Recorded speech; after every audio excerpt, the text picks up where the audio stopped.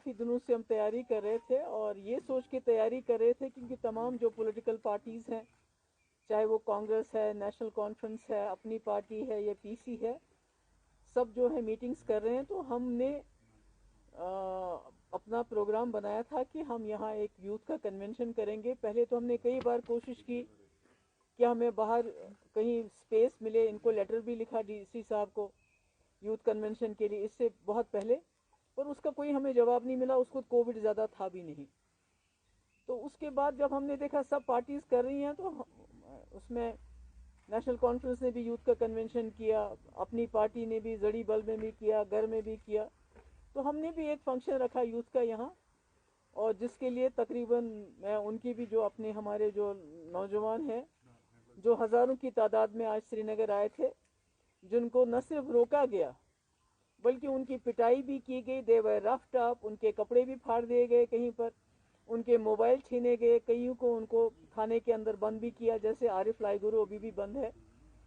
तो इस तरह से हमें कुछ समझ नहीं आया कि ये क्या वजह है। आज भी अनंतनाग में उमर साहब का जलसा है, कल उनका बारामूला में था।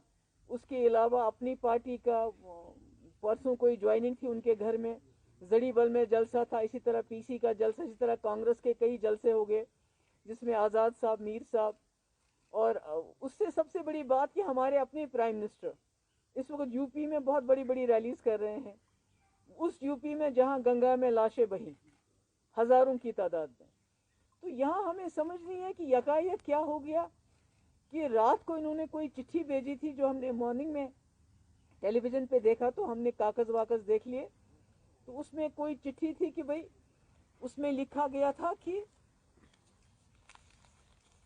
क्योंकि ये हमारा अपना घर है, इसमें तो परमिशन की जरूरत नहीं थी। इन view of the report received from senior superintendent of police Srinagar and COVID-19 restrictions in place, it's hereby ordered that a scheduled youth conference that is to be held by PDP at Gupkar is not allowed. तो Covid का PDP के लिए Covid क्यों है? तो हमें लगता है कि जो इनका नैरेटिव है, जो बीजेपी का नैरेटिव है, जो उस नैरेटिव को चैलेंज करता है, क्योंकि ये पूरी दुनिया में, पूरे मुल्क के अंदर बताते हैं जम्मू कश्मीर में सब ठीक ठाक है, और हम उस नैरेटिव को चैलेंज करते हैं। हम बताते हैं लोगों को कि जम्मू कश्मीर में कुछ भी ठीक ठाक नहीं है। यहाँ सबसे बड़ा जो टारगेट होता है वो नौजवान होता है। आज भी उन्होंने नौजवानों को टारगेट किया, क्योंकि एक यूथ मीटिंग थी, यूथ इंटरेक्शन था, जिसमें नौजवानों को जेल, नौजवानों को यूएपीए, नौजवानों के पीएसए, नौजवानों को नौकरियों से निकाला जा रहा है, नौजवानों की नौकरियां जो है बाहर के लोगों को बांटी जा रही है। हर तरह से नौजवान को डिसएम्पावर किया जाता है। और मुझे ये खदशा है कि ये जानबूझ के जो जो पीडीपी की एक जो हम डेमोक्रेटिक स्पेस में, एक जमहूरी स्पेस को हम ऑक्यूपाई करते हैं, ये नहीं चाहते हैं कि नौजवान उसमें आ जाए, क्योंकि ये चाहते हैं नौजवान जो है वो बेहाल और बददिल होके वो तशद्दुद का रास्ता इख्तियार करे, जिसमें इनके लिए उसको मारना आसान हो जाता है, जैसे हमने हदरपोरा में देखा। उससे पहले वो जो शाहिद लड़का था आर्मिनी का, उसका देखा। और आप यकीन नहीं करेंगे, ये जो इस किस्म के केसेस हैं, शाहिद जो लड़का उस दिन मारा गया, आज तक उसके घर सरकार की तरफ से कोई नहीं गया। तो मैं आपके इससे ये कहना चाहती हूँ कि हमारे कश्मीरियों के डीएनए में सरेंडर नहीं है, और न ही मेरे डीएनए में है।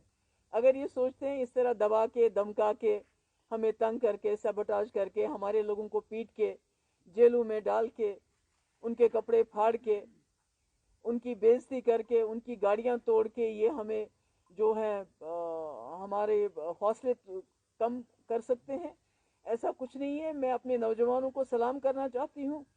मैं उनकी बहुत शुक्रगुजार हूँ कि उन्होंने इतने मुश्किल हालात में